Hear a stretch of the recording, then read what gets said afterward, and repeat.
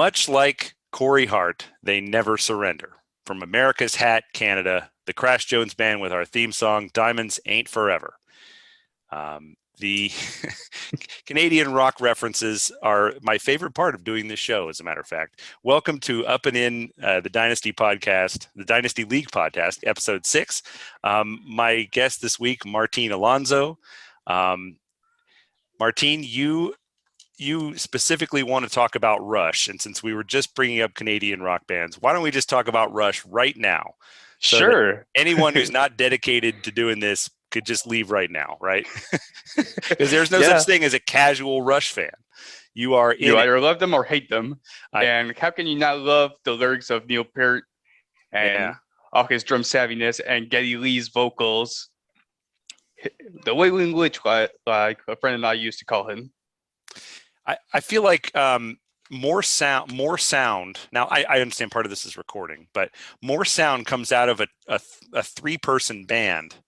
You know, there isn't a band that makes more sound come out of those 3 people than Rush. I mean, there is just so much going on all the time in their recordings. Now, I am not a huge Rush fan. I had cassettes of Roll the Bones and Counterparts when I was in high school.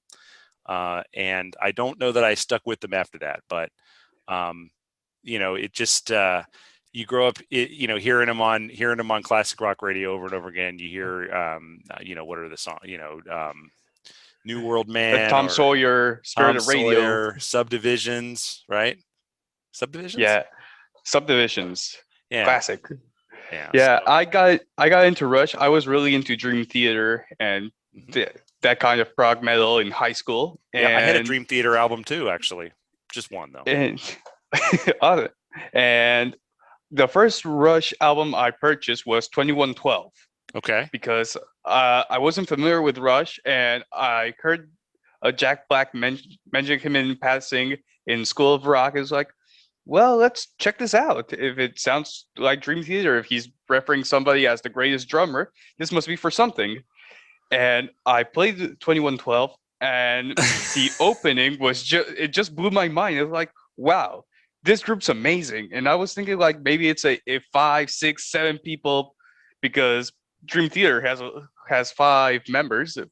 Right. And I opened the flip book inside the CD and was like, what? It's just these 3 people? But I'm hearing bass, I'm hearing keyboards. Nobody can sing and play keyboards and bass like that. And apparently Geddy Lee can. I mean, did they tour? I'm assuming you've seen them live. I saw them live. They're not a going concern anymore, unfortunately. Very sad. Unfortunately not. But yeah, I managed to see them live once. The R40. I actually flew from Lima to Toronto to catch one of those concerts, and best decision ever. And did they have more than 3 people touring with the band? I mean, is it obviously there are 3 members, but do they have like an entourage of backing players, or did they made it all themselves? It's just them 3 on stage. And it was awesome because it was like the tribute, the R40, well, they had the R30 and I think they had the R20, but it's basically they just go through their greatest hits over time. And they started with their most recent hits, and you could see these big amplifiers and the drum machine. But as the concert kept going, all the stuff on stage would become smaller and more antique. So Neil Peart ended up just with a snare drum and a bass drum, and Geddy Lee just had like a tiny amp next to him instead of all his getup, and Lifeson as well, the same thing, just a little Marshall playing right next to him. So they start off as the largest prog rock band in the world, and they get down to like a rockabilly trio at the end, right? I mean, okay, where they got like the guy standing up and he's got 2 sticks and 1 drum, and high school band playing in the gymnasium, Anyway, Rush. I had my metal phase. It lasted from 1991 to 1994, I think. So. I didn't have cable, so I would get my friend in high school to tape MTV's Headbangers Ball, and I would get the VHS cassettes from him in geometry class, and go home and watch them like they were that's when my mom started to worry about me. So anyway, I still love metal, but I have some moments with it. I like a good '80s metal playlist once in a while, but um, yeah. So then it's a good gym playlist. that's true. It is. So, all righty. Well, so you mentioned when you were talking about seeing Rush live, you mentioned Lima. So you have a very interesting background that is um, far different from, say, someone like myself who grew up in the suburbs in the Midwest in a baseball town, and everything is entirely predictable. So talk about where you're from and how you got into baseball as a kid, because this Okay. this is interesting. Yeah, so it's a very convoluted story. My dad is Peruvian, my mom's English. They Hmm. met in Lima, in, and in Lima, Peru. yes, Okay, and just they wanted got to make that clear for yeah, some of us are not geography buffs. it's okay. Yeah, Lima, Peru, Yeah. and they married, I think, in '85 or '86, Okay. and moved to Los Angeles, California, I heard of that and one. because my dad got into UCLA to get his graduate degree, Hmm. and I was born in '87 over there, Okay. and we lived there until around '91 when my dad finished his PhD program and was like, "Well, I'm done here. Let's move back to Lima, Peru." And Hmm. well, that was a bit of a shock for me because I was so used to how stuff was in the US, and Hmm. then moving to Peru, which just was, it didn't seem as advanced. Well, third world nation. And it was just this shock that, oh man, it's not the same. But well, anyways, I ended up living in Peru for the next 25 years until around last year when I moved back to the States, and I'm currently in Minnesota outside of St. Paul. Hmm. And how I fell in love with baseball, I have no idea. Like, baseball is not a popular sport in Peru. I will tell you that. Right. But Had I they played in remember the when, World Baseball Classic? Like, did they have any sort of organized no, league at but all? they did host the 2019 Pan American Games, and Oh, okay. they did host baseball there, and they played I baseball, mean, and yeah. Other they lost teams, every single game. other Oh, team. I mean, there are other teams from nearby countries. I mean, Venezuela is big on baseball. Um, Venezuela, Argentina, yeah. Chile. I Yeah. mean, there is a group in Peru, mostly Asian descendant people born from Asian families who Hmm. do play a lot of baseball, Hmm. mostly in Lima. But yeah, baseball is not a very popular sport. Like, I got a friend gave me a glove when I was Hmm. 12 when we were in high school, and we started playing catch it during breaks. And I honest to God don't know how I knew some of the rules. Like, I knew there were four bases, I mean, was your and dad a some fan of the people. or your mom? No, not really. My dad was Wow. not a fan. My dad only loves one sport, and that's soccer. And my mom's not big into sports, but she will watch the World Cup. Hmm. And but Yeah. yeah, so I knew there were bases involved. I knew you hit a ball with the bat, and There are bases and uh, balls. Yeah. yeah. And if you hit the ball pretty far, it was a home run, and you get to run around all the bases. I knew that basic stuff, but I didn't actually play a game until 2004, Hmm. 2003, I think, when I was in my junior year in high school.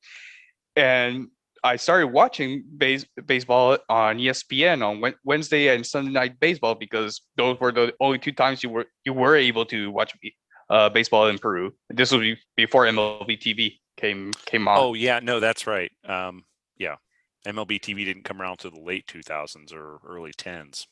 Yeah, so I started watching religiously. Though Hmm. Wednesdays and Sundays were baseball were baseball time during school nights for us Hmm. because the school year in Peru runs from March to December. Okay, I So actually know that. I work for a company that sells educational software, and so I'm doing a lot of billing on the subscriptions for our software. And yeah, a lot of the schools in the Southern Hemisphere, like Australian schools always run their subscriptions January to December. I know a lot of the other South American schools do the same thing. So yeah, that yeah, makes sense. I know that the school year is completely flipped around relative to yeah, September to May or whatever it is in the United yeah. States. That's because summer for us is from December to February, and winter Right. is June, July, August. Right, right. Southern hemisphere, right? And the water flows Yeah. the other way in the toilet bowl, right? Exactly. I've never actually proven that. I always forget I to check know. it. But yeah, so okay, well, so then, because all you told me before was that you got into baseball because of math, which is a good reason to get into baseball. I got into baseball because of math as well. So, I mean, I do math for a living, although I suspect it's it's not going to be quite the same high level math that you do. Um, talk about your math related career. So yeah, I actually didn't. I have zero background in math. I was very weak in math in high school, and I didn't go Okay. to university for math. I actually majored in philosophy. Yeah, right. And As you would, as you. yeah, and well, just like at the end of my school days, I was saying, well, the only thing I can do with a philosophy degree is go into academia. And it was something that I did not want to do. I wanted to avoid that at all costs. Mhm. So I started getting into playing fantasy baseball and evaluating stats. And just by happenstance, one day my dad was like, what are you doing? Oh, I'm just trying to build projection sheets and whatnot. I was like, okay, so I'm just. yeah, my dad was like, "How Yeah. do you know how to do that?" Oh, I've been reading these websites, and they explain how to do the basic stuff. And he had his econ books on statistics and econometrics and whatnot. And it was like, I started looking at it, and it was like, wow, finally somewhere I can apply math from high school into something useful. So I started implementing all those things, and at the same time, when the Moneyball movie came out, and Mhm. it just collided and said, well, math is now a viable career if I get into it. If I get into statistics and programming and Mhm. data science Yep. and all those buzzwords, Yeah, and there are people this who is a do viable those, degree. and there are people who do those things working for every major league club now. Exactly. Sure. So yeah, I was focusing on, well, at that point I said, well, okay, this is my goal. I'm gonna work for a major league team. And unfortunately, after what, uh 10 years of trying that, I have not succeeded. But Yeah. I heard but it I've doesn't it had doesn't pay fun. great. I heard it doesn't pay great working for a It's major not league. great. It's not a great. It's not a great paying job. So, but I'm happy with what I've done, what I've learned, and what I've achieved. So, Right. And you said you work for a company based in Lima as a data scientist. yes, I am currently a data scientist for a food company in Lima, and right now we're knee deep in a project studying shrimp and shrimp growth Thinking, and survival rates, and yeah, normal data science stuff that you would think oh, about. hey, data science touches just about everything. So Yeah. I mean, I'm mostly I'm I'm doing finance stuff for a living, and I'm mostly adding and subtracting. So I suspect it's not exactly regression analysis or No, whatever. it's not, but I will say that this is probably I've been working on this project for about a year and a half now, and it's probably the most fun project I've ever been involved in. Yeah, who Because knew shrimp is yeah. yeah, biology, man. Yeah, information and data is where it's at, you know. I mean, it's if in the future there's going to be a lot more service jobs than there are now, and if you don't want a service job, then you need to be able to do, like that's why I get excited every time I see my son build something cool out of Legos. Yeah. He's 7, and I was like, because I don't know the jobs like mine are even going to be around, you know. I want him to be able to build stuff or to work Yeah. with information. No, and That's that's what you're awesome going to have because to be able to do. my daughter as well. Like she Yeah. also has her Lego sets, and she wants to be a vet, so we take her to the zoo and My get her involved with animals as much as possible. my Like, yeah, daughter loves animals too, and yeah, we she's very headstrong and stubborn, so it's like she's kind of the contrarian veterinarian. That's the joke. So she loves animals and she does not listen to anyone. So I don't know. Can you do something with that combination? Maybe you can. I don't know. maybe So. you good.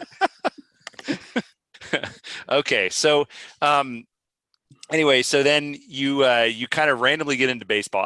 I'm fascinated by how people who wouldn't normally have a lot of exposure to baseball get into baseball. Like I know, we have a couple of people like that in the league. I mean, we have Nathan who lives in Australia, and Australia does have an Australian baseball league, but I mean Yeah. it's got to be maybe the third most popular sport there.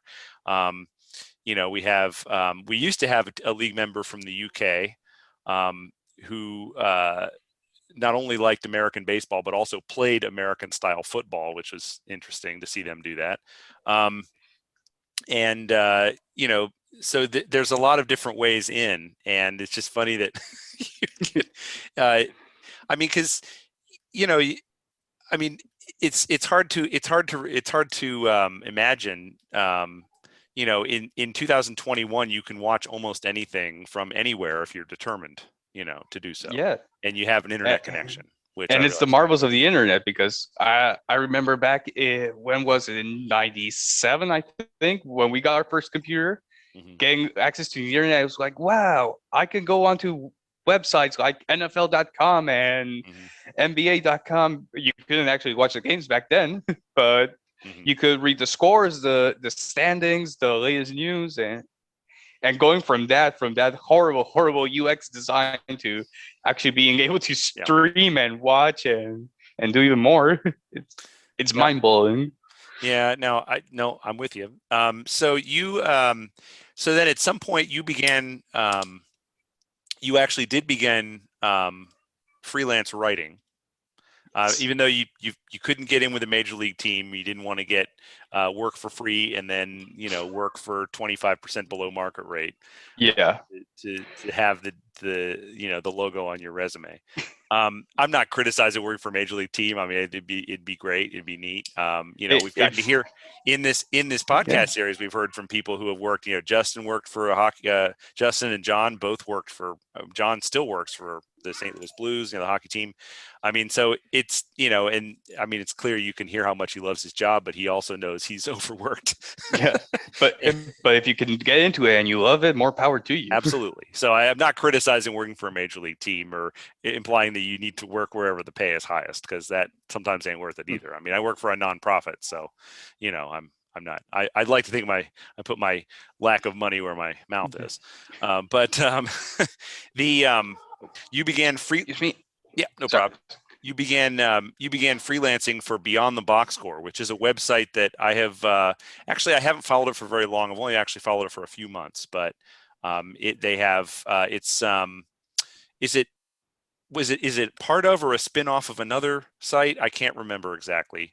But Yeah, do you remember? yeah, Probably know before. I can't remember where it came from, but yeah, I use an started RSS feed and freelancing with them.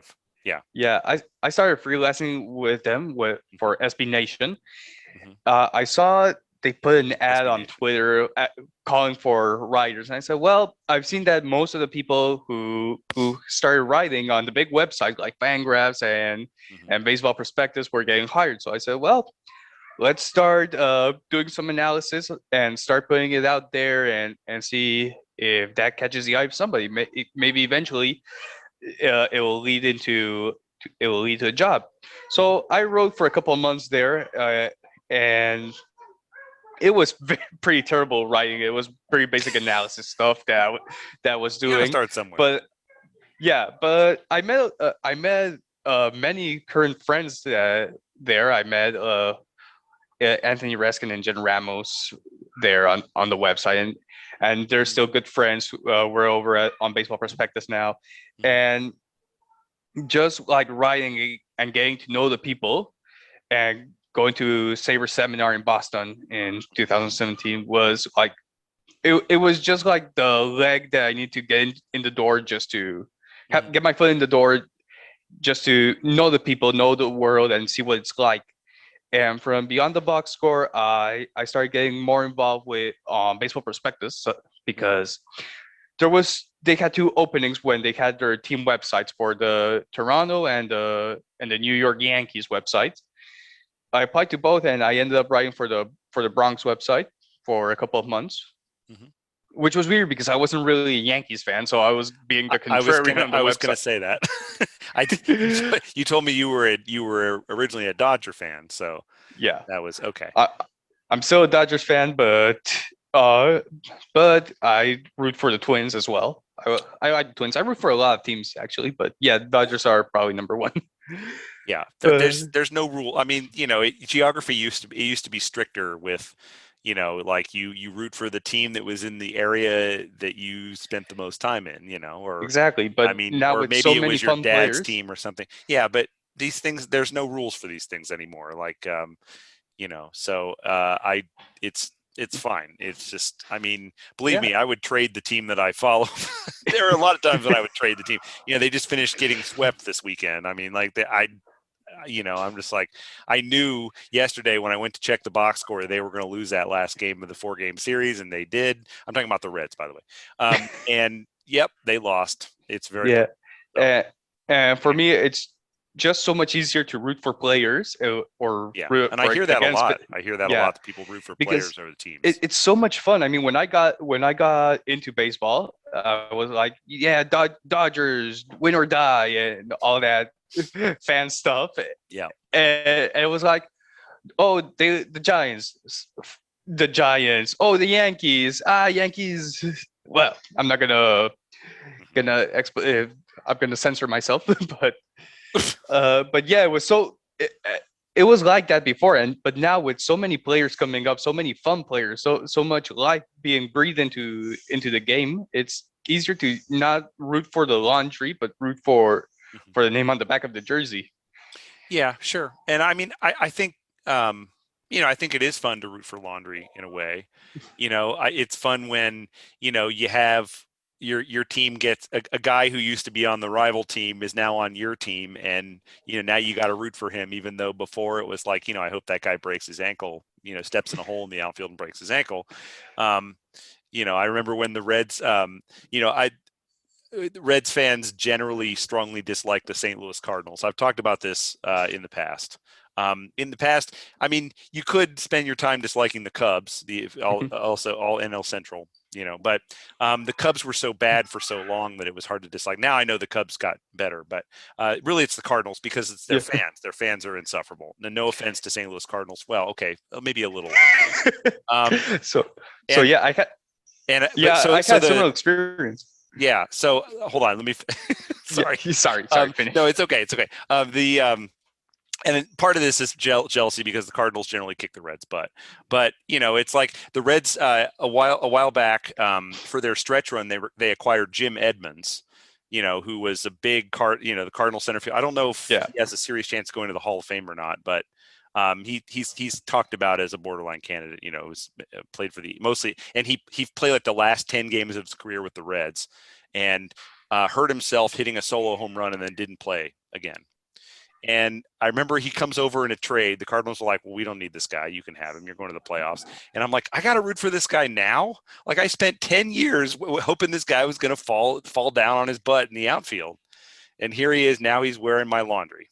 So anyway, I didn't end up having to follow him very long because he didn't last very long, but with the Reds, but it just, I don't know. I have two examples of those as well. Okay. When I started watching baseball, it was, I think every other night was Giants Dodgers at that time. This was in 2004, 2005. Okay. And Jason Schmidt. Jason Schmidt. Right? I hated Jason Schmidt because every time he was on the mound for the Giants, Dodgers would lose. It was like automatic lose. And then Ned Colletti signed him. 3-year deal where I think he only pitched 12 games because he hurt his throwing shoulder, but it was like, God, I was so remember happy. him as a Pittsburgh Pirate. So yeah. But I was so happy that they got him because it was like, wow, this pitcher who I'm afraid who's an auto win against the Dodgers, he's now going to pitch for us, and now he's injured. And the other one who, and you're paying him. Yeah, and the other one who I love, but I also hated facing him because it was like every time he's at bat, he's gonna hit a home run against us, and it's always gonna be in the playoff time was Albert Pujols. Oh god. And yeah, it was every every division, every conference series that the Dodgers were in the late aughts was against the Cardinals, and they were always get beaten by the Cardinals, and it was always Pujols. Oh yeah. And now Pujols is on the Dodgers, and man, I'm rooting for him to hit 30 more home runs because I would really love to see him number 4 on the all-time home run list. Yeah, it was kind of funny. Like I knew because it seemed like everything the Cardinals did went right. Every time they made a major acquisition, of course they got Nolan Arenado from the Rockies for like a whole Of bunch course. of stuff they got at Dollar Tree. I mean, like, of course they're gonna get Paul Goldschmidt. He's gonna be good. Of course they're gonna get, and they did that. You knew that as soon as Pujols left St. Louis and signed with the Angels, that probably it was going to go downhill for him. And I mean, let's face it, the guy had been hanging around for years, and had been the shell of his former self, and had been like, consistently putting up negative WAR and stuff like that. But the Dodgers have that same quality, I think, as the Cardinals a little bit. And you knew, Pujols, he's going to retire, right? The Angels cut him. He's done. He's not coming back. It's like when Ken Griffey Jr. fell asleep in the clubhouse in Seattle, but then the Dodgers are like, oh, we'll take him, and it's like, oh, well, now he's going to hit 30 more home runs, like you were saying. Yeah, I mean, for me, the move made absolutely no sense because he can't play. He can't play. Yeah, so he's a pinch hitter, basically. Exactly. He's not going to play first base, and if he is, he's a liability. So it was like, why is the National League team signing him? Why isn't he going to the White Sox or somewhere else where he can DH? Right. But I'm happy he's on the Dodgers, and I'll be even happier if he hits those 30 home runs. And they've had to play him in the field. I haven't followed it closely, but they have had to play him in the field, right? I mean, he's played a couple of games there. Okay. I bet that's fun. Yeah. It's a ride. Even first base.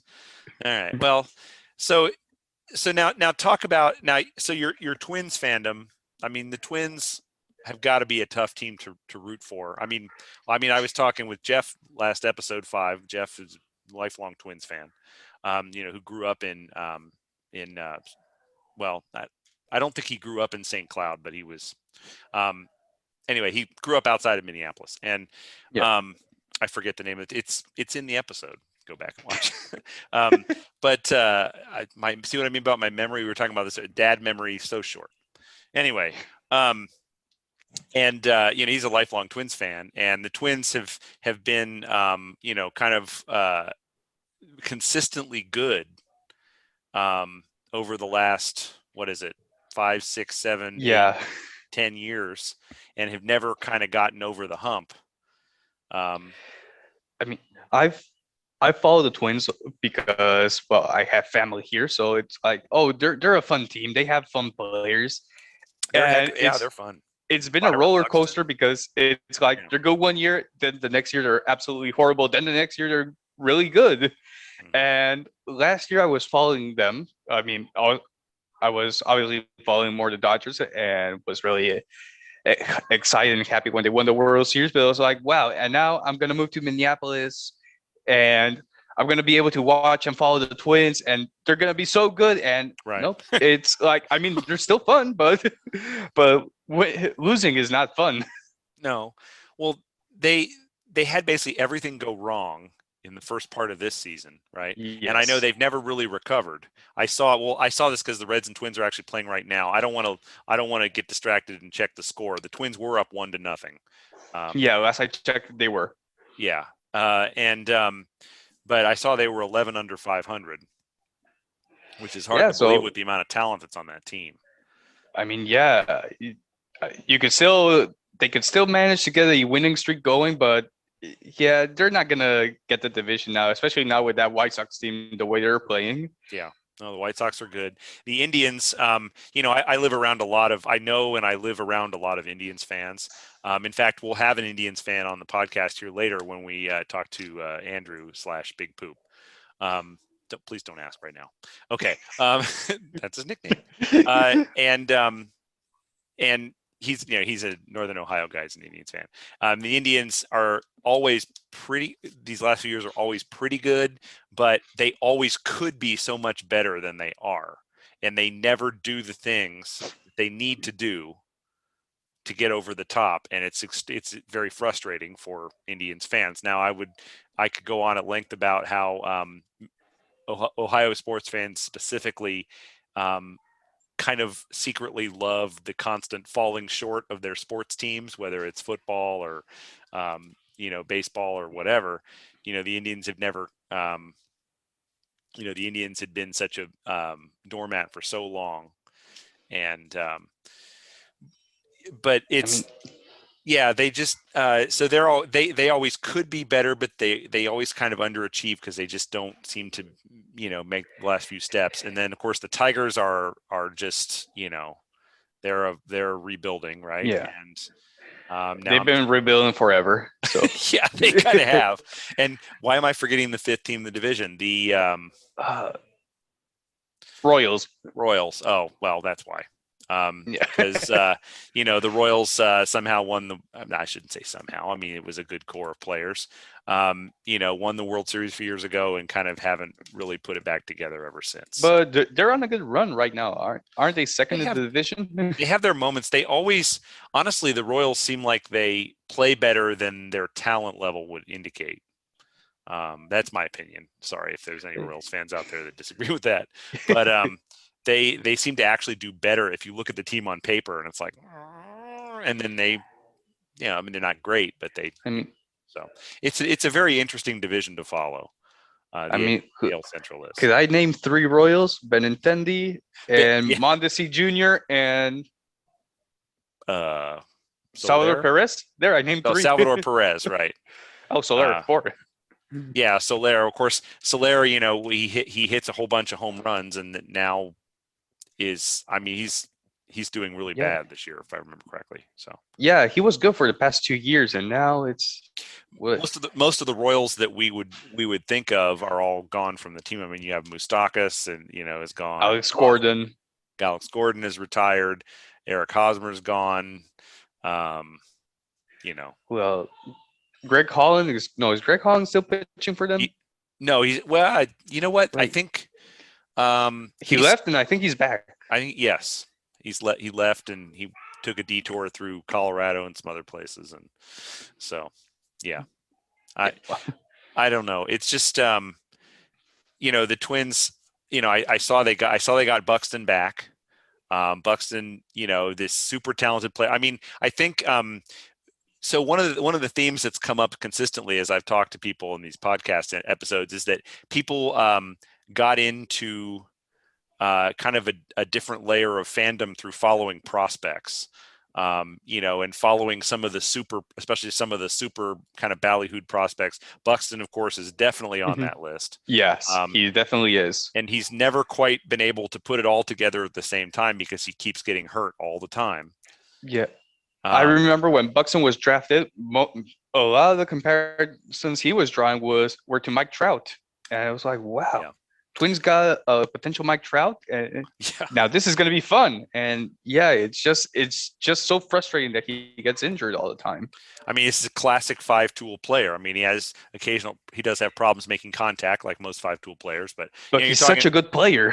You're talking to somebody whose formative years were spent watching Eric Davis. Eric Davis, same kind of player as Byron Buxton early in his career. Phenomenally talented. Had years where he had a couple of years in a row. He had his first full year in the big leagues, he had 27 homers and stole 80 bases and missed 40 games due to injury. The next year, 1987, which is, as you probably know, a crazy offensive year, hit 37 homers and stole 50 bases. And it's just like, the guy was amazing. He's this, skinny dude, and he could do it all. And I watch Buxton, and I see Eric Davis is who I see. Now, Eric Davis, of course, later was known as much more of a tough guy late in his career, which was fascinating because he was like the superstar who couldn't stay on the field. And then he became known because he overcame, cancer, I think, late in his career in his 30s when he was with the Giants. And I know he spent some time with the Dodgers as well. Yeah, he did. And, and he became a totally different he became seen totally differently, which was fascinating to me. But at one time I had over 100 of his baseball cards. That was my guy, Eric Davis. So I mean, the guy who stands out to me like that, who was such an amazing rookie, an amazing talented hitter, was Hayward when he came up with the Braves, and oh yeah. he put up numbers very similar to Andrew Jones, and it was like this amazing, highly talented prospect and talent. And the way I'm not gonna say his career careened off or catered, because I still think he's a very, or at least he was a very valuable player until a couple of years ago. But Yeah, it's been rough for Hayward. but it's been very rough for him. I mean, he played well enough to get a very big free agent contract. Yeah. And now the Cubs are still running him out there. I mean, he hasn't lived up to it. No, until 2017-18, I think he was a very underrated player. But right now, he did have some decent years. Yeah, and he's been very underrated. But now it's no longer playing. They're not neither the glove nor the bat. Right, and I think Andrew Jones was one of those players where he came up very young. He was 19 or 20, and was great like right out of the gate, and very consistent year in and year out. Right, and had all of his best years early in his career, and then basically after age 28 or 29 was not great. I mean, it was it was totally different from the typical career path where you come up, you're not that good yet, you get into your mid to late 20s and you're real good, and then and then you start to fall off in your 30s. And his career path is so different, and he and Hayward seemed like they both front loaded their best years in a lot of ways. And I don't know, it's kind of weird. I'm like, how does that happen exactly? Is it it's a weird adjustments or injuries or what? I think it's a bit of everything, because you gotta adjust, and you gotta adjust to your age as well, and the injuries take their toll, and at some point you're just losing focus, and there's something that's not clicking in. Well, so anyway, to tie up this, it's not a segment, but I really hope Buxton gets to put it all together and be out there for 150 games in a season, and make enough contact to strike out a moderate amount of times, and because I noticed like he's having a great year this year when he's been on the field, like he's hitting like 360. I was checking the box score as I was watching. Probably I was watching Eugenio Suarez strike out on the game feed. Yeah. And I was like, oh my gosh, Buxton is killing it this year. But I know he also just came back from injury like a couple games ago. So it was, I don't know. So that guy, I hope that guy manages to make it all happen, because hopefully, because that team, it's on paper, it looks like a good team, but it just, the pieces have to just click. Yeah, I mean, some of the other pieces, I mean, they, Max Kepler seemed like he was going to step through the doorway a couple of years ago. That hasn't really happened. And Kirilov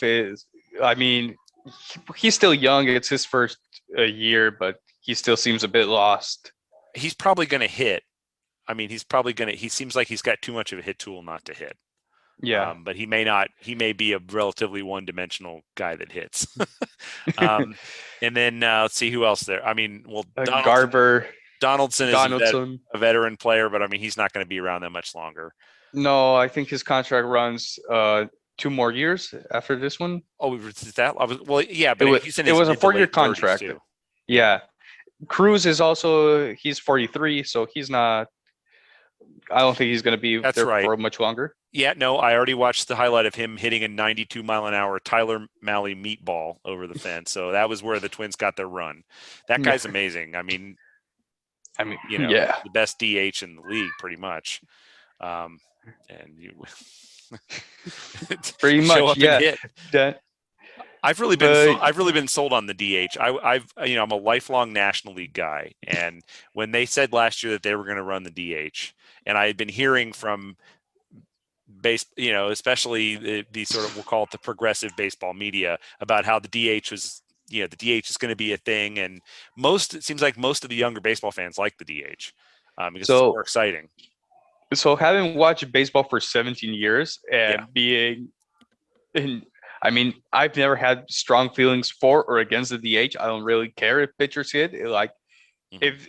if the National League started using the DH, I would not care. And if you still have the DH and no managers want to run a pitcher out there to bat, sure, go ahead. But But I became sold on the DH though, at least as a um, that it does make the game more interesting. That even though part of me loves being the strategy guy who's like, okay, I'm going to double switch, I'm going to bring in the pinch hitter, and I'm going to bring in this guy at second base, and we're going to have this cool double switch. But you know what though, it's not. It's funny. I've kind of amazed myself by how fast I got over it. Like I mean, originally it was like, oh well, there goes all the strategy in baseball, but I mean, there's for me, still it's a false strategy. equivalency argument Yeah, because there is still strategy. Because yeah, absolutely. okay, because you got your best, probably you got your best hitter that cannot field in the DH spot. But Yeah. then at some point, you're gonna need to make a double switch to improve your defense, and you have to move the pieces around that are on the field and move. So you can probably slot in that center fielder who's a bit crappy in the late innings, move him over to the DH, move another guy into center field. So Mhm. the strategy is not going to be gone. It's just a matter of you're going to be moving different pieces. It's a different Right. game. Right, and also it becomes more playable if you have the DH. It becomes more playable to play like, the slick fielding shortstop, the sort of Ray Ordonez type of player who's a great fielder but can't hit, and so he can hit ninth in the lineup, and you Exactly. can hit. I mean, my team has a shortstop who is actually a catcher and is hitting 225 like Ray Ordonez on top of that. So it's not a great example, but um, that you can it actually creates more strategy when you're making the lineup because you can stash the guy who can't field as the DH, and it becomes a little more possible to play guys that have extreme platoon splits or that have can't hit but can field really well or Yeah. whatever. And so I was and so I've come around just that 60 game season of watching the DH every day. I think it really And it it really sold me on it, believe it or not. It was yeah, amazing how fast it happened.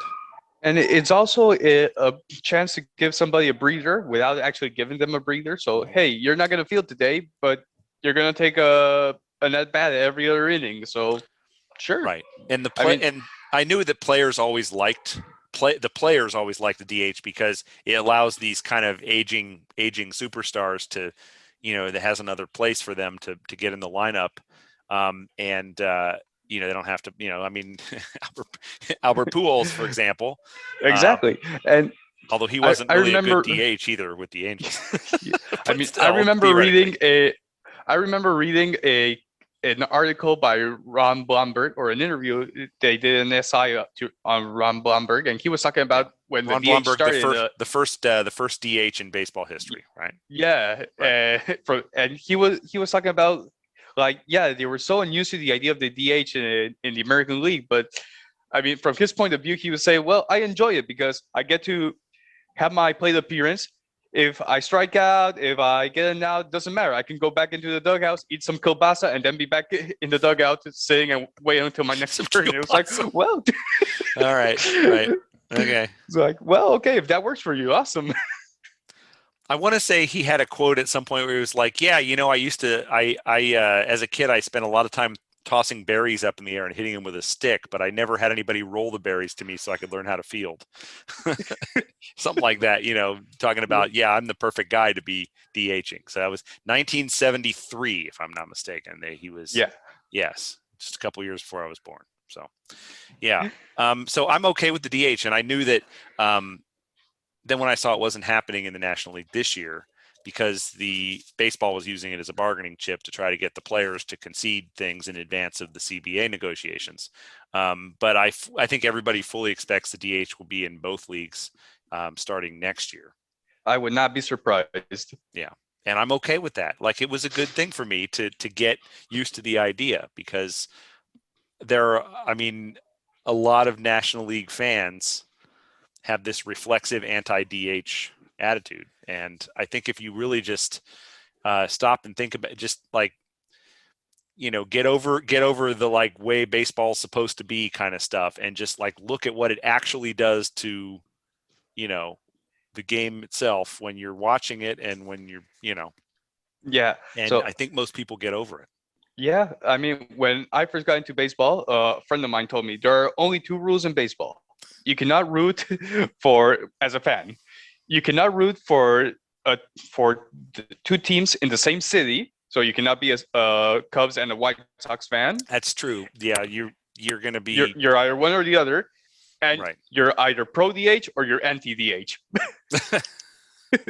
Those are the two rules as a fan. Yeah. Well, yeah, I think right. And it's I mean, younger baseball's facing a problem where the average age of a baseball fan is getting older and older and older with each passing year. And as you get older, you're also more likely to be, more stuck in your ways. You're also more likely to be more politically conservative. You're more likely to be just, your change in your life, not good, right? Yeah. And right. they've had a problem for several years now where they're trying to figure out how to get younger fans in their, not just kids, but also, young people, teenagers, 20s, and they're trying to get young people into the game. And most of these folks don't appreciate double switches.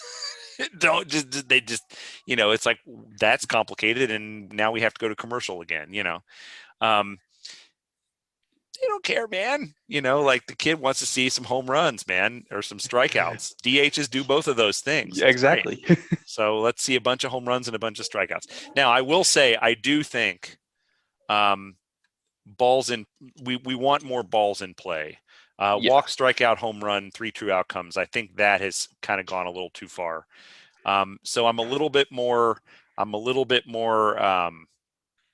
classic. I was going to say classicist. Not classist. Classic fielding. Yeah, just a little bit more traditional in the sense that I want to see more balls in play, and also the shift. Watching a game where they're shifting and playing 7 guys on one side of the field out of 8. It bothers me from an aesthetic perspective because it just doesn't. It seems like somebody picked up the field and tilted it to the side, and it's like, like it's a pinball machine, and it bugs me. And I mean, it doesn't bug me. I think it's brilliant and it's beautiful. And I say this coming from a soccer background where you have different formations. Absolutely.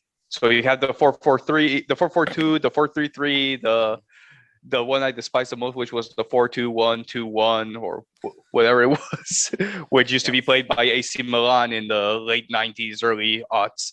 Okay. But just looking at how formations are done in soccer and in football, it was like, well, baseball doesn't say you need to be standing at some specific point, so why not just also have those kind of formations, right, or shifts as they're being called? And for me, it's like, okay, it's a logical step to do. And if the batter doesn't like it, I mean, well, you could either go big or go home, which is basically just, try to hit it out of the fence and sacrifice contact for power, or hit it where there ain't. If the third baseman, if the entire defense is giving you left field, poke it into left field.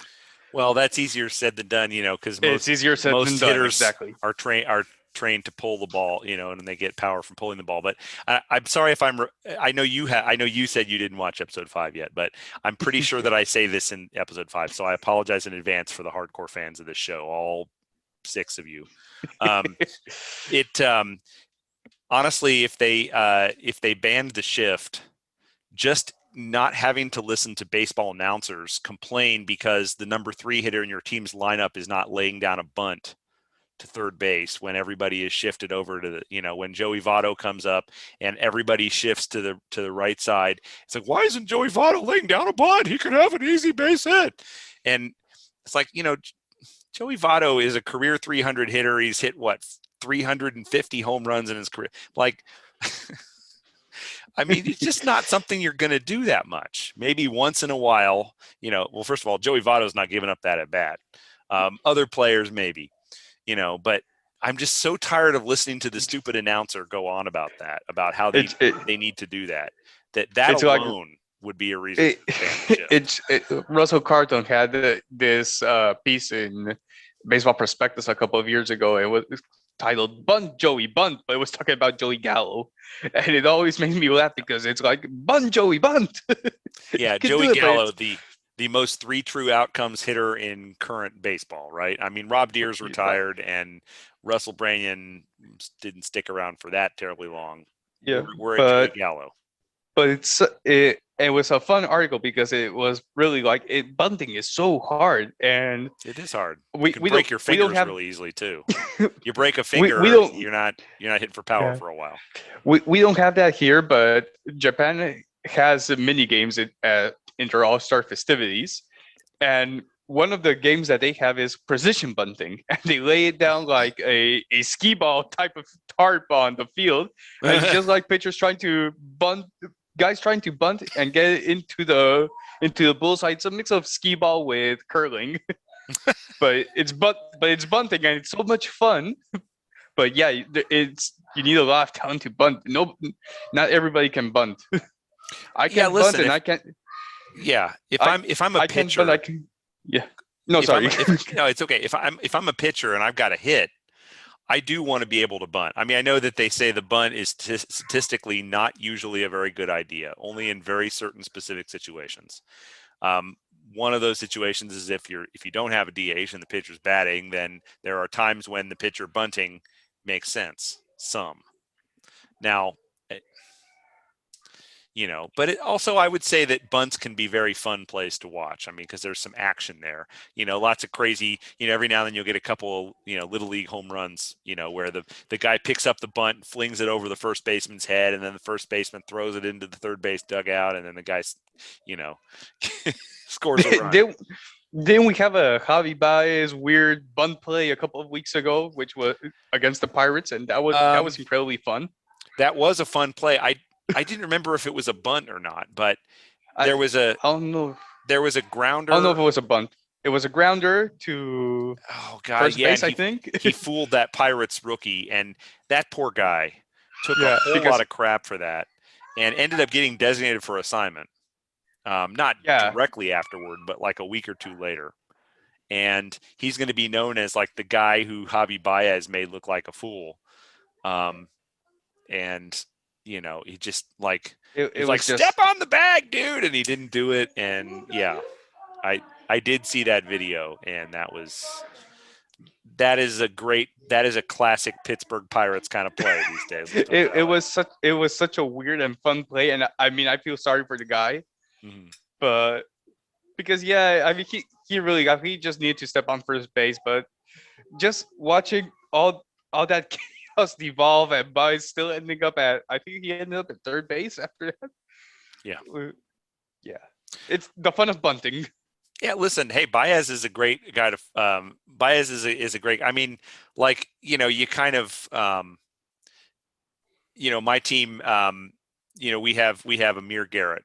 Amir Garrett is having actually a really rough season. His ERA is in the 9s. But he is a real, he's a former college basketball player. He's like 6'5". He comes in, throws basically about 2/3 sliders. And then when he's not throwing a slider, he's throwing a 96-mile-an-hour fastball. And, he's real demonstrative on the mound. And so he's made other teams mad. And he made Javi Baez mad. And Javi Baez, as they used to say back in the day, got the red ass and started like trying to run out there and was yelling at him and stuff. And, and because I guess when Garrett used to do this in the past, there was last year he tried to fight most of the Pittsburgh Pirates all at once.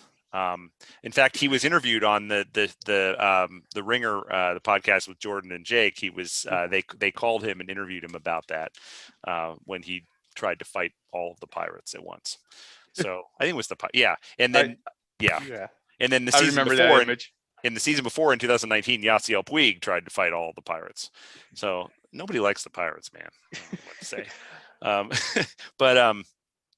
So Javi Baez got a lot of heat from Reds fans, but like if you look at that, like some of the great stuff that guy has done on the field, like he's like the greatest tagger in baseball, right? He can tag anybody from any point. Like, it's got to be really hard to be the umpire at second base when Javi Baez is playing. And I think he came up as a third baseman, if I'm not mistaken. He came up as Javier Baez, and then he became Javi Baez El Mago. Yeah, right. I don't remember if he came up as a third baseman or not. That's a good question. Someone like John would know. John followed him like I think it was John. One of the folks in our league was like a big Baez fan when he was still a prospect, and like credit getting back into baseball to like following what Javi Baez did at Single A and Double A and stuff. So, but I would have guessed he would have come up as a shortstop and then moved from there. That's usually how the defensive spectrum works. But maybe I'm not going to stop. I think he came up as the third baseman. Okay, I know. I believe you. That's fine. You know, it's interesting. But usually you don't move from third base to shortstop. You know, so I don't know. Yeah, it could be. I'm mistaken. But I mean, you know, like sometimes you'll see third baseman play shortstop, but usually that player was a shortstop first and moved to third base and then moved back to short. Usually, not always. Yeah. So I don't know. I think he came up as a third baseman, then moved to second, and then ended up at shortstop. Okay. Well, I mean, if you're the kind of athlete that guy is, maybe you can pull that off. You know, it's not that common. So. Yeah, it could be. I mean, when you're that kind of athlete, you can do whatever, right? So, you know, we've had some conversations about Shohei Ohtani in past episodes of this podcast, and you know, it's like, should he concentrate on hitting or just pitching, because he might be better, but he's also like, the fact that he's such a great athlete that he can do both of those things at a pretty good level. I mean, I know he hasn't been able to show it for long periods of time at once, but you know, should he do it just because he can? You know what I mean? I mean, the talent. It's a tough question, but the talent level that you're seeing nowadays with all these guys playing, I mean, just look at Ohtani. I mean, what he's doing is monstrous, and he's finally putting it all together this season. I mean, he hasn't been able to. This is what we were waiting for back in 2019 when he first arrived, and now to just see it in action, it blows your mind, because it's like no human should be able to do that. I know baseball's hard, right? Baseball is hard. Yeah. And he's doing it, and it's amazing. Dude, he's got to win the MVP this year. He's got. You think he will? Okay, I don't know. I hope he does. Yeah. No, I mean, he's you know, he could be a great ambassador for baseball too. So he could. Yeah. So tell me a little bit about. Well, first of all, I want to know how you ended up in this league, because you know, it's always interesting to hear. Some of the people that I've talked to on previous episodes of the show, you know, they saw Crash Jones's Facebook post, and you know, joined the league based on the podcast, based on the Up and In podcast. But you have a different path, because you're a little newer. Yeah. You said you knew Justin already, your co-owner of the Field Birds. Mm-hmm. And yes. So when I got into baseball, I got a lot into fantasy, but I used to play the MLB.com fantasy league, which you get your get your roster, and it's just like you draft the entire pitching core instead of specific pitchers, and it was fun. It wasn't Dynasty, but it was just a year-to-year thing, so you didn't necessarily play with the same people. Okay, but after that, I stopped playing fantasy for a number of years, and when I got to Baseball Prospectus, Rob McEwen was a very big part of BP, and sadly he passed away in 2019. Oh, that's right. Okay, I think I remember hearing about that. Yeah. Okay. But, and he was a great person, like very energetic, the kind of person who would just text you every day, see how you are, and he would get into your same hobbies, like, and he was genuinely interested. Like, he would not know anything about the subject, but he would really get invested. And he would text me, not daily, but every other week. He would text me, like, he would send me a list of potential fantasy players, like, or people he was evaluating, and try to get my feedback. And he would say, "Hey, who do you think I should take? Should I go play it safe and get Arenado, or should I risk it for somebody like Vlad Guerrero Jr.?" Like, and I would tell him like, Rob, I don't really know. I mean, both of them are awesome, but Yeah. but fantasy wise, I'm not sure I'm the right person to tell you what to do. Right. As a data But scientist who's a professional, I'm telling yeah, you, they're both awesome. exactly. But Get them both. but Rob was such a cheerful person. And he would be like, I don't care if you know the stats. I just want to know what your opinion is. Who would you rather have? Right. Or are my rankings correct? Is Paul Goldschmidt a better first baseman than uh I'm Justin Smoke? Hmm. First name that popped into my head. Sure. And it's like, well, obviously Rob, he is, but still, Yeah. like, so uh he passed away, and Hmm. so I said, well, went reading through our chat log, and he would always ask me about fantasy baseball, and I would never know what Hmm. to respond. So I said, well, in as some form of honoring him, I decided to start playing more fantasy baseball and actually get into dynasty leagues. Wow. Okay. I had, That's and interesting. yeah, so Hmm. during the winter of 2019, 2020, well, my summer at that time, Hmm. uh, I asked around the BP Slack if anybody knew of any dynasty league openings or whatnot, and Justin said, "Hey, well, uh, if you want, it's not an open position, but we could co-manage this dynasty league I'm in." I was Hmm. like, "Sure, okay, let's do this. I have no idea how dynasty leagues work, so it'd be Hmm. awesome to learn from somebody and then get involved in my own dynasty league." Hmm. And well, he got me involved with the VB Dynasty League, and he was like, okay, first order of business is this is our roster. We gotta see who we cut, who we keep, who do you like here. So we started Hmm. ranking all the players, and then okay, now the draft's coming up. This Yeah. is the list of prospects that we have. Here's my Baseball America subscription. Here's the BP I've never had a 101. Baseball America. I did have a Baseball Prospectus subscription at one time, but I've never subscribed to Baseball America. Yeah, he Um, had Baseball but America. I So just used the top 100.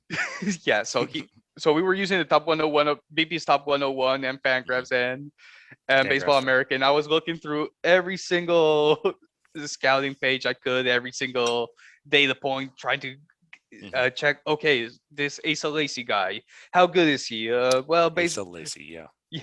Hmm. So BP has him number 5, and Baseball America has him number 9. I'm just throwing these numbers out. I can't remember where he was ranked, but it was like Yeah. so. But this, I think I agree with what they're saying, with what uh, BP is saying, but I would probably not draft him first. So I wouldn't use my first round pick on him. I would probably go with somebody else, like uh, Bobby the Witt, Bobby the Witt Jr. Hmm. Bobby Witt Jr. Just to throw that into Justin's face. Right. Well, yeah, because Justin he loves that guy, right? I mean, And yeah, he has a personal story with Bobby Witt Sr. and Yeah. we're in Okay. another dynasty league together, but he's another. He has another team, and I have Bobby Witt on my minor league Oh, roster. okay. And he messages me, "Hey, what do you want for it? I'll take him off." No, no, this is the shortstop of Pick the four future. names off this list. They're Yeah, yours, right? Yeah. yeah. So I've rejected every offer so far that he's thrown my way, but because he's the shortstop of the future for me. Yeah. No, don't give up Bobby Witt Jr. for a pile of magic beans, please. I will not. Yeah. Okay. Well, so that's really interesting then. I mean, the idea of I'm going to get more into fantasy baseball as a tribute to my friend who, yeah, wow, that's really something. Yeah. I, And also because I thought I should at some point learn about prospects, and yeah, being involved in dynasty leagues actually forces you to learn players who are coming up. absolutely. And our league is deliberately structured like that. Yeah, you can sign free agents, but you can't sign a whole team of them. It's going to be too expensive. Yeah. You get so much more value out of a player that you develop yourself, quote unquote, develop being relative, of course, but that you get when they're a prospect and they only cost a couple bucks, and then you know, Yeah, exactly. yeah, And you get invested in that, you get emotionally attached, even if they're not on your team. It's like, yeah, dude, I want to root for that. I want to root for this guy. I mean, when in this other league, I joined at the same time as another guy, and we had a redistribution mhm, draft because the other two guys who left, well, they had their full rosters, but the owners didn't want to give us like the same team. They said, okay, these are the guys available, and we'll give out these couple more guys. And I got invested in Kirilov because he was one of the first guys I took from for my life and the minor league redistribution draft. Now, like, and he's killing me. I look through, I always glance through a lot of the Fangraphs prospect information, and the other day, like I looked through and I saw, Reed Detmers is climbing on the big board because he suddenly started throwing 97 instead of 93. And I'm like, like my heart skips a beat. Reed Detmers was my first round pick this past year. I picked, last in the first round and all that. So that's the best guy I got, and it's like, oh, wow, I might have gotten the right guy. Or, then the guy the year before that, Riley Green, I had Riley Green's 20 and he's going to AA. And it's like, oh yeah. I mean, you get really excited because I've had some bad first round picks also in the past. Yeah. I had the same feeling a couple of weeks ago. I was like, Alek Manoah is getting called up. And I was like, yeah, only to log on to the group and realize that Alek Manoah was not on my minor league roster. I was like, oh shit, I was looking up at the wrong guy. Oh, okay. Well, there's not an error on your spreadsheet, is there? No, it's just I had a massive brain fart and thought I got invested in somebody that wasn't on my team. I gotcha. Okay. Yeah, I know so but no, the draft, I've said this several times before, the draft is that's the part of the league that everybody is the most excited about. People get more excited about the draft than they do about the playoff finals.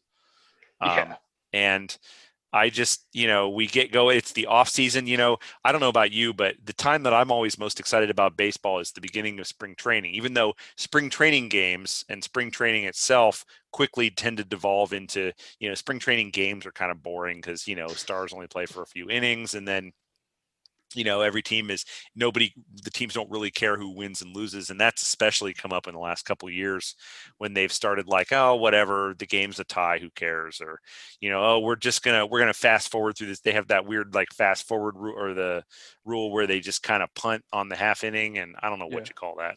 And so, it's even made it more of a mockery, but just the start of it, getting having our draft kick off and having spring training games. Well, first the pitchers and catchers report, and then the hitters report, and then they start playing games.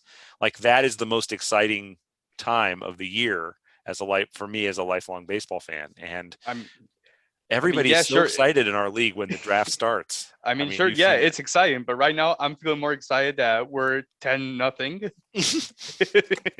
Also pretty exciting. So I am awesome. not 10-0. So I just got my butt handed to me last week. So I think I'm 7-4 if I'm not mistaken. I keep waiting for the week where we're actually down and we're gonna lose, but every week it's just like, man, how are we still winning? Yeah. Yeah. And as you know, we half the teams don't make the playoffs in our league. So I mean, I think we have 6 teams make the playoffs out of 14, or is it 4 out of 14? Anyway, it's I think if I had my way, because I talk about this all the time. We're hopefully going to expand back to 16 next year. You're obviously, should you want one, you're going to get a chance to get your own team.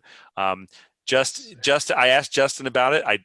I don't know how we'll decide, like, does he get to keep the Field Birds and you're going to have an expansion franchise, or is it's only fair because they're from Temple Terrace and that's where he's from, and that's true.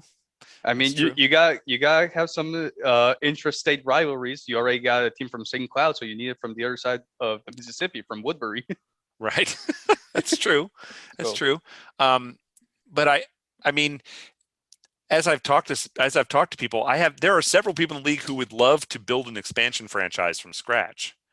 That's what they want to do. They want to start with a blank slate, and they want to look at all the unprotected players on the other teams and like try to figure out how to make a winner out of it. And so I actually think there might be some competition for. I think you have a couple of owners. We have a couple of owners who would trade the team that their dynasty team that they have built for an expansion for a blank sheet I of mean, paper. if I get the team that has Bobby Witt Jr. on their minor league roster, sure, okay, whatever.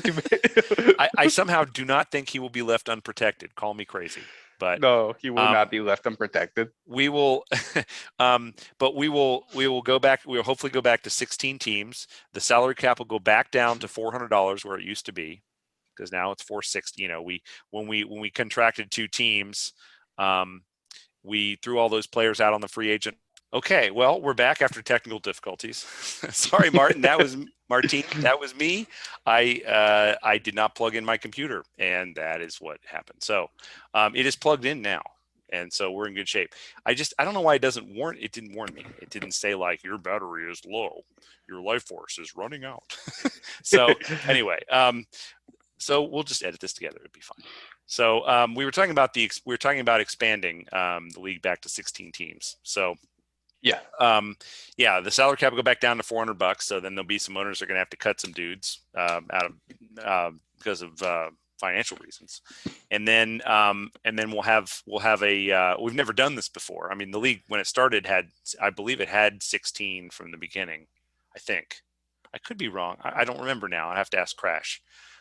But I'm pretty sure it always had 16. So we've never gone up. We've only ever gone down. So we go back up, and then that expansion draft thing is going to be really, really, really interesting. It's going to be fun. Yeah. Just everybody's going to have decisions to make. You know, you're going to have to figure out, okay, which guys do I want to protect, and who do I think? And I'll try to. I think we'd probably try to set it up like they did in real life, where you got to protect whatever it was, 20 guys. Then if you had one of your players selected, then you could pull back a couple more guys, so that way, if you had a lot of talent, you wouldn't necessarily. I mean, that would be a little bit more distributed. You know, who lost the players, so certain players would. Yeah.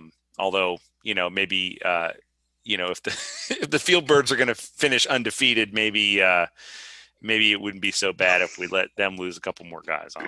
So. Yeah, no, I can take guys out of Justin's hands. Right. So I think, and if I were you, that's exactly what I would do. I mean, you had a hand in drafting a lot. He said you pretty much ran the draft. Am I right? Is that accurate? I don't really remember, but I do remember there was a lot of back and forth between us.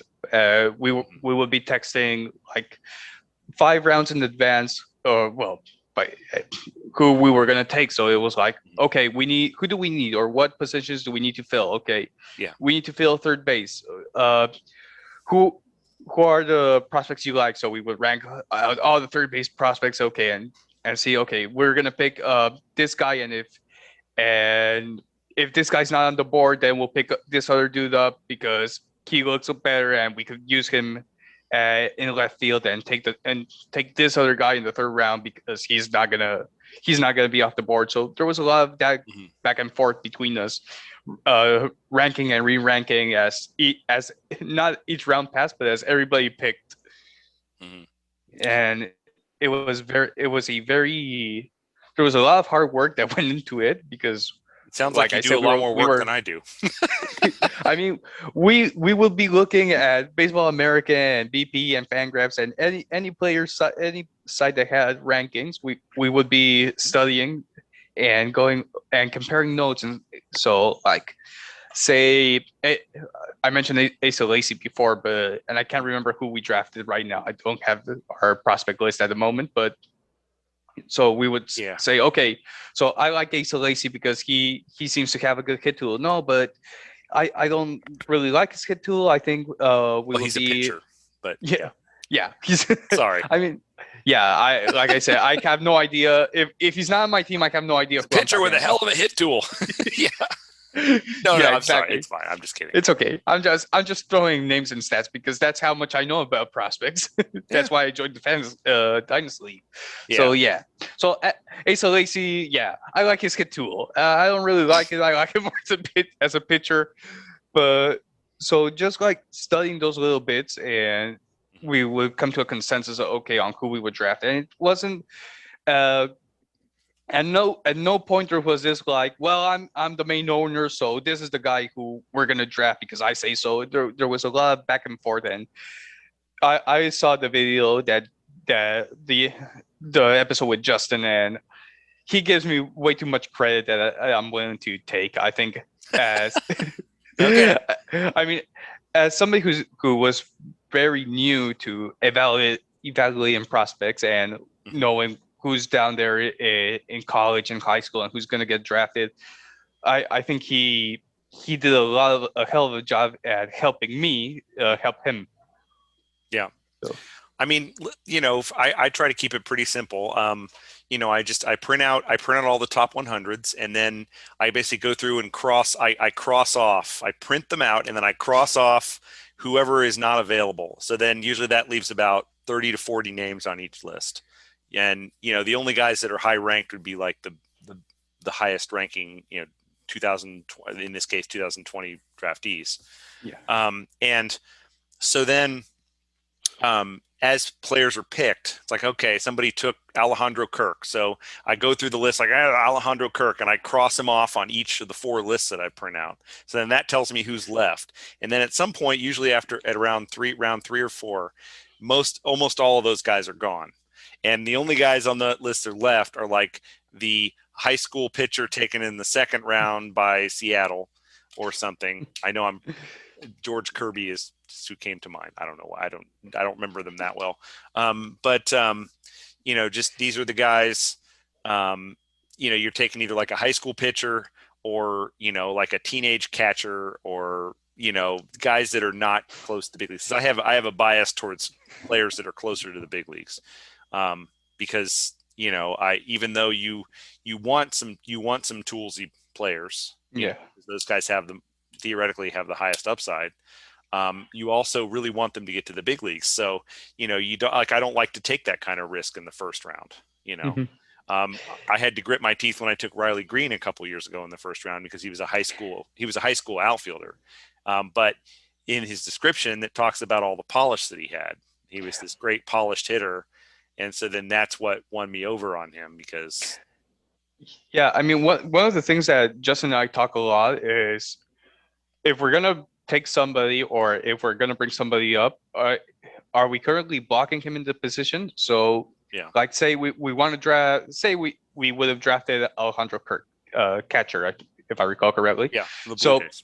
yeah, so currently we have Wilson Contreras, we have Mejia, and we have Narvaez on our roster. Mhm. So it's like, would it make sense to draft Alejandro Kirk if we already have 3 acceptable catchers? I mean, Depends on when pro- their free agency clock starts. exactly. It depends on a lot of those things, but I but we don't have a need at catcher. So, and if we already have 3 guys there who are blocking him, and he's probably not going to get us playing time at the moment, we might as well pick somebody else. Mhm. And so, but that's basically what we do. We do have that back and forth of not only evaluating the talent level, but evaluating whether he's going to help us the player's going to help us in the long run. And we're not, and we don't have anybody who's right now helping us a lot. So we're not going to draft them necessarily. And the other thing that we do that we also do a lot is we review our roster, and every couple of weeks every couple of weeks we start texting like, hey, we need to make space for somebody, and one of these guys is not working out. So if we cut him, this is what we're gonna recoup in Yeah. in salary cap space. And Yeah, 50% of it. Right. exactly. So we do have like people who we don't want to cut, but we might we have our list of people who we can cut in a heartbeat, and people who we do like, but and we might have to cut, but we really don't want to cut. Mhm. But and Joey Lucchesi was currently on that list on that second Oh, one, right. From and he's on the Mets now, right? and apparently he's gonna get Tommy John. So Oh, okay. I didn't know that. I didn't yep. realize. Yeah. I know Justin wants to change some of the rules of the league. Like he has been leading this charge, and actually, we should have a vote on this pretty soon because, and so, for example, a few weeks ago, we had an owner who cut a prospect named Seth Beer. Are you familiar with Seth Beer? I am familiar. Right. First baseman only, bat guy. I mean, he's a bat guy. He's not going to ever get any value from any of the other things. And I would really love to pick up Seth Beer because I think Seth Beer is probably going to hit a few taters. in the major leagues. I would not mind some beer. Yeah, right. But our rules keep us. I mean, you can't pick up a minor leaguer who's never, you can't pick up a non-big league play. He's never made the big leagues. I think he might be in AAA, but he hasn't made the big leagues.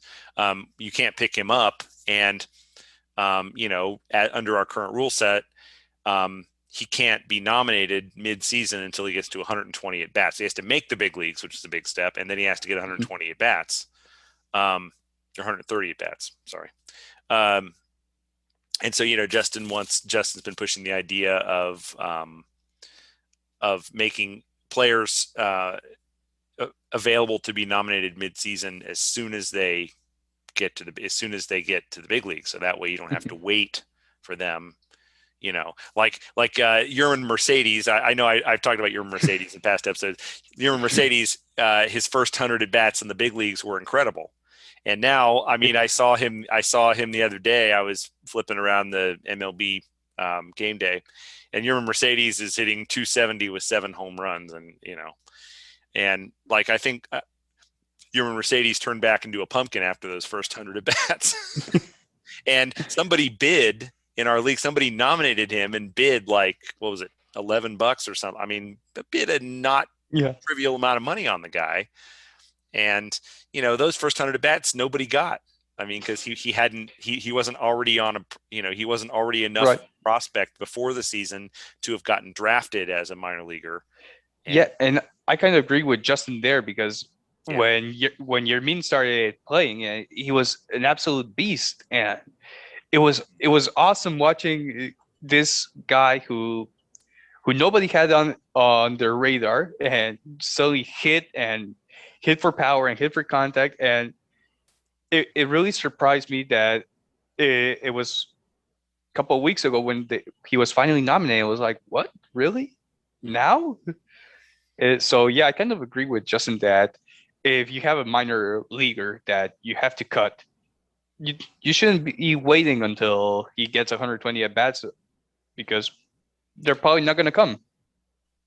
And if you want to take the risk on that player, then and there's only a few. The other point he made is there's only a few of those pop-up type prospects. There's only a few Yermin Mercedes type, or Adolis Garcia would be another one. He got nominated. He hit a whole bunch of home runs in the beginning of the season, and it's probably not going to hold up. All I have to do is look at his walks and strikeouts. He's got like 8 walks and 64 strikeouts. Or whatever. I mean, I have both Yermina and Adolis on my other Dynasty league, the one that runs separate from Justin.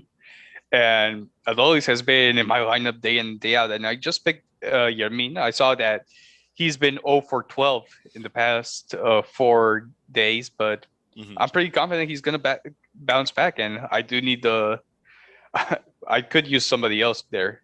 So, right. I mean, he's already like 28. He's like 28-year-old rookie, right? So his shelf life might not be that long, but if somebody believed in him enough to give him that chance, if he showed well enough to get that shot, he probably will bounce back. Most players are not, one-time flashes in the pan. So who knows? Who knows? It's amazing how some of these prospects they're so highly valued before they've done anything in the big leagues, and then they get opportunities, and now it's on our Discord right now. So Chance Sisco, the catcher for Baltimore, who was a really big prospect a few years ago, because he was viewed as a guy who could catch, and he was going to be a 300 hitter, and he was going to be, he's going to have a lot of offensive value too. I don't think anybody thought he was going to hit a whole bunch of home runs, but I mean, he's going to be a really good offensive catcher. And, he was hitting well over 300 in single A and double A. And he got traded around our league. He got traded at least twice around the league. I want to say I drafted him originally, but I traded him for somebody. I probably needed a pitcher, because that's usually my problem. And then he got traded by somebody else, whatever. Well, anyway, he got parts of 4 seasons in Baltimore to make it work. And now the Orioles finally gave up, and they designated him for assignment. And he may or may not have a second act in the big leagues, but But Uh, yeah, now it, no one, you know, he's gotten 500 at bats to try to, show somebody he should stick, but his value is now, it's now pretty low. I And mean, yeah, if he gets cut in our league and somebody wants to spend $1 or two on him, go right ahead. anybody Even can. Yeah, even if he didn't reach that threshold of 120 at bats, you want to spend that money on your roster, it's your roster. Yeah, well, so I think we may try Justin's idea. I brought it up because I was curious if it was something that you guys had discussed. No, And he actually caught me by surprise with it because we don't really discuss the rules that much. We're mostly like discussing potential moves that we have to do. yeah, But yeah, when I read the rules, it was like, well, it does make sense because unless that, I mean, like I said, if you want to spend the money on your roster, well, that's why you have a salary cap. That's why you gotta be certain that you want to invest that money. and yeah, well, so originally the idea was that you make people wait until somebody's not a rookie until somebody's past the rookie threshold, to kind of make people pay attention and follow the situation. I think that was one of the reasons why it was written in there that way, in the original, and that because that's been the rule for 9 years. Some of the other rules have changed over time, but then you realize, well, wait a second, isn't it also kind of cool when a guy comes up and, like Yerman Mercedes, hits 474 in his first 50 at bats or whatever it was. Yeah. Yerman Mercedes hit like, crazy right at first. Do you go out there and fight with the other owners for that guy, knowing that he's not going to hit 474 forever, but is he going to stay a star level contributor, or is this going to be the best it's going to be, and like, how much money are you going to spend on that guy? I mean, of course, at first glance, you're going to say, of course, I want to fight for this guy. Of course, I want somebody who's getting 470 on my roster because he's going to help me now. And if suddenly he deflates and he stops hitting and I cut him, well, yeah, you could probably work with a penalty around that. So, like, say you sign this rookie who doesn't have any history, but you have to bear. So right now in our league, if we cut somebody, we still get half his salary is reflected on our salary cap. Yeah, so not a minor leaguer, but a major leaguer, yes. But if you do that with a minor leaguer, you can be more aggressive and say, okay, you can get this guy, but if you cut him midway before he reaches those 120 at bats, then that's the entire salary that you bid on him is going to hit your cap if you cut him. So if you're saying that should be added, that's actually a really good idea. To make that be the penalty if you if you cut so I paid $11 for Yermin and suddenly he stopped hitting and I want to cut him. It's like, well, those $11 is going to still affect me. So I got to think twice if I really want him and if I really need to cut him. That is interesting. It would create some additional bookkeeping that obviously impacts the people who do the bookkeeping. Yeah. But it would be that keeps you from discarding people too quickly. If you're gonna go in on somebody, fight for them and get them. I mean, you're gonna have to you're gonna have to keep them. Otherwise it's just okay. I'm picking up this rookie, and as soon as he stops hitting, I'm discarding him, and then I'm gonna bring this other guy, and there's not gonna be any penalty involved. Okay? Right, and you see big league teams do this with talent. They cycle through talent, and they're claiming everybody off waivers, and then they put them in the last spot on their roster, and use them in the blowout, use them when they in the 14 inning game, and then just DFA them again. And just like toss him back out. It's like, okay, you're a guy, bring in another guy. And, the teams that do that, I think some of the other teams that value their talent kind of look like, well, Seattle, I think, is one team that does that. There's a couple others. But I mean, Toronto, that gives you a chance to play with that rule and not make it a revolving door of prospects who were never picked up.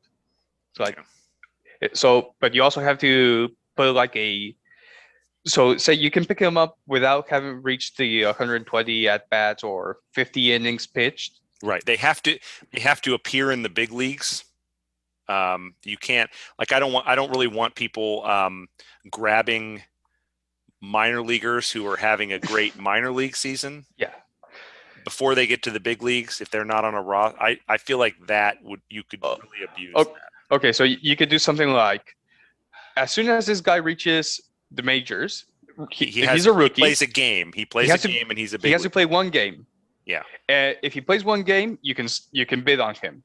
Mhm. If you win that bid, you have to keep him on your roster until he reaches the 120 threshold or 50 inning pitch threshold. Okay. But if you cut him before that, yeah. If you cut him before that, the entire salary hits your salary cap. You pay a 100% penalty instead of 50. Okay. Yeah. Okay. I think that might work. Okay. I mean, I'm not the decider. Okay. Standard disclaimer here. Yep. I'm not the there's a vote. But I mean, yeah. Okay. Well, anyway, that's the one major rule change and I didn't know if you had anything to do with that, because I think we should probably put that up here pretty soon, so we can try it for like half a season or whatever. I mean, we totally should. I mean, that's the only thing I would change. There's going to be more Adolis Garcias and Yerman Mercedes in the second half of the season. So, okay, well, yeah. So you're in an interesting position, with knowing that you're probably going to get the chance to do an expansion. You're going to get first dibs, basically.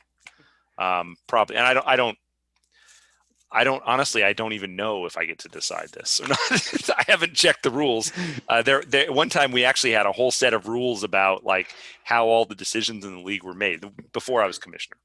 And oh, you lost a flow chart. Yeah, and then I don't think anybody's looked at that stuff in 5 years or more. So there was some drama with the commissioner spot, because Crash was the original commissioner, and then it was Brady, who is no longer in the league, and then now I'm the third commissioner. But they set up a bunch of stuff, and it was almost like a constitution type of thing, or like a Bill of Rights, or something like that. And I don't think anybody's looked at any. I don't even know if I still have the files. So, I mean, I think it. Before we would do an expansion draft, I would make a proposal, and then people can debate and say, no, that's not good or whatever. And then we wouldn't go forward till everybody voted on whatever the final setup was. But as far as who would get first dibs on it, I mean, you have to, you're the only active. Well, actually, I think there might be another. There's another team with a co-owner. Yeah, but you're the first one, and you're going to get the first. I can't imagine that anybody would have a problem with that. And then as far as the other expansion team goes, I mean, we have this guy, Jim, who was an owner previously and then left the league because he got really busy with college, and now he's out of college, and he's like, I got time again. And I was like, you probably don't have children yet, do you, Jim? But because that is a time thing. Yeah, that's time consuming. I don't know about you, but I felt like I had tons of time in college to do whatever. I mean, yeah, video games on for 12 hours at a time or whatever. I miss those days. Yeah. Yeah. So now all I do is think about how maybe one day I can play video games, but not now. And there are so many good video games coming out. I was just at Target tonight with my son, who is my son plays Pokemon Go and a couple of other mobile games, but doesn't really play video games in the classic sense. We don't have consoles or anything. And he was admiring a Pokemon game, and I started explaining to him what the Nintendo Switch was, because I don't think he knows what it is. And I was like, I'm like, buddy, we're probably going to acquire some of this stuff over the next couple of years, and you're probably going to be playing some of it, and I'm probably going to be playing some of it too. So just think about that, because I secretly really would like him to get interested in it, so we have a good excuse to buy the consoles. So I know, yeah, I know the feeling, because my daughter is 5, and last year, because of the pandemic, at some point I just needed to disconnect from work, and I started playing Pokemon, the Pikachu version that came out. and she got into it and she wanted to play with me, but she can't breathe. So it was a hassle because my daughter loves Pokemon too. I mean, it's actually really it's friendly for both genders, and a lot of kids' toys are very gendered, and it's like either boys or girls, and but Pokemon's not like that. yeah, but she loves it, and we play it sometimes, but sometimes it's a hassle because I want to play it on my own, or I want to play something else, and it's like, can we play Pokemon? It's like, girl, I want to play something else. I don't want to catch Pokemon. And right now I'm like really pumped because I just found out that the Diablo 2 remastered version is coming out in September, and I want to play the hell out of that game. I played some Diablo 2 in my day, so yeah, that's cool. But maybe I'll rejoin the land of the video game. I don't know, but someday. I don't know. All right. Well, listen, I should probably let you go. We've been going for a while here. I mean, we lost a few minutes to my power outage, but I'm going to edit some of that out. So, but I really appreciate your time. I find your path to baseball fandom fascinating, and I think. I haven't checked the score of the Reds Twins game. You might be able to do a little more. I'd have to look away and grab my tablet and everything. But I think I have it here right now, and no, I don't want to know. I cannot find. Like tied game. Okay. Well, our bullpen is horrible, so you're going to win. Top of the seventh. Okay, our bullpen is not good, so you're going to win. Our bullpen has talent, but it doesn't have results. So, yeah, I could probably say the same thing about the Twins, but. Yeah. I have Tyler Duffy on my fantasy team. So, and I even had Alex Colomé for a while too. Those are 2-year relievers. So I don't know. I know you only are like 50% of a Twins fan. So, because I understand. Listen, if I were you these days, I'm one of the Twins. I'm not the other one. I would find it tough to give up the Dodgers. I mean, the Dodgers, just everything the Dodgers do turns out great for them, and they win. And they seem to have limitless depth, and they're like, oh, somebody gets a hangnail, throw them on the IL, put this other guy in, and that other guy's good. And it's crazy.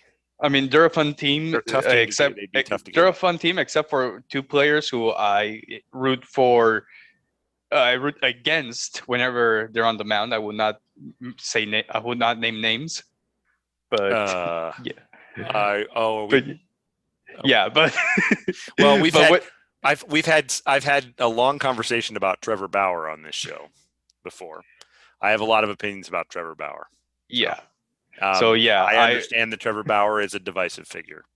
Yeah. So I root whenever he's pitching. I refuse to wear Dodgers gear, and I just root against him. Okay. Fair enough. As soon as he's out of the game, I'm back to being a Dodgers fan. Yeah. Yeah, you want Bauer to get knocked out in the 3rd inning, but then the Dodgers will kick their ass after that, pretty much. Yeah, I want him to get knocked out after the 1st innings, but yeah.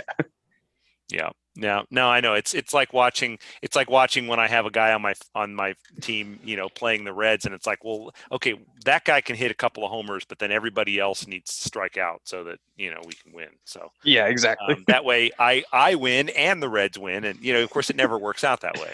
Nope, it never does. But yeah. So but the benefit of it is if that guy hits 2 home runs and the Reds lose, at least I got those 2 home runs. So that's something that's better than having the depression that comes with the loss. And I mean, yeah, I'll be happy if they win, but yeah, I don't want Bauer to win. Who's the other guy? You got to tell me. You can't. Urias. Because he how do you put this, right? Like he has some domestic DA allegations. Right, that's right. Allegations of okay. Yeah. So I don't know the details of them, but I do remember that. I've read the reports, and that's one of the guys that, and unfortunately, it was one of the it bothered me a lot to see him pitch the final out of the World Series, because it was very the Dodgers won, but he had to be on the mound.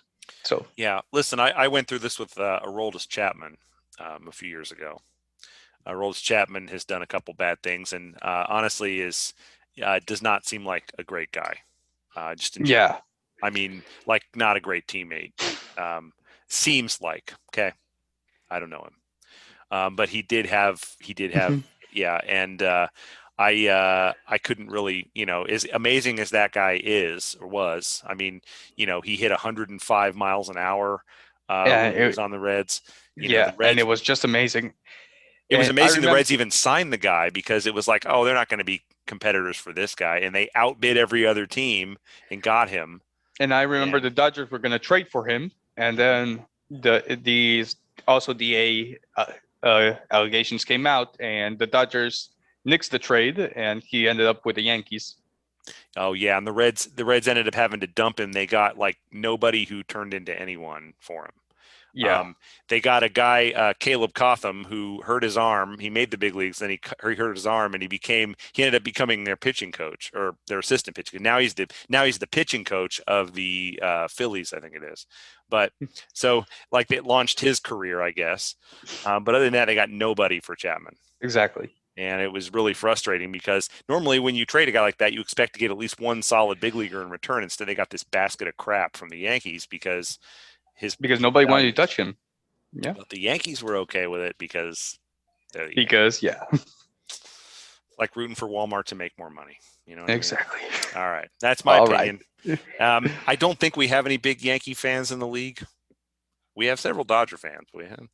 I don't know. And if we do, man, what the hell with you? All right. So Anyways, anyway, it's been great talking to you, and best of luck. I can't say that I'm rooting for I mean, I don't think we have had an undefeated team in the league. Um, the Cincinnati team, not my team, Sean's team, was undefeated in the regular season a couple of years ago. Not last year because last year was a truncated season. I think 2 years ago he was 18-0, lost in the playoffs, just like the New England Patriots did, right?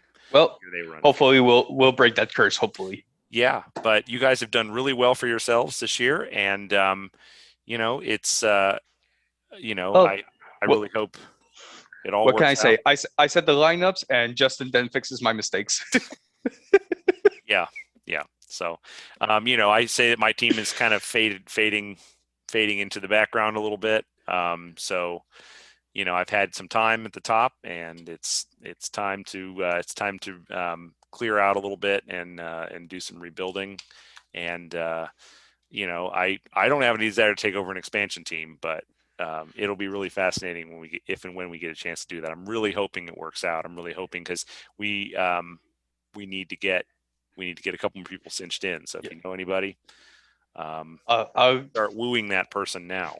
I'll get the word out. All right. All Okay. right. Martine, please take care. Thank you very much. Likewise, Scott. Thank you very much. All right. Have Bye. a good one.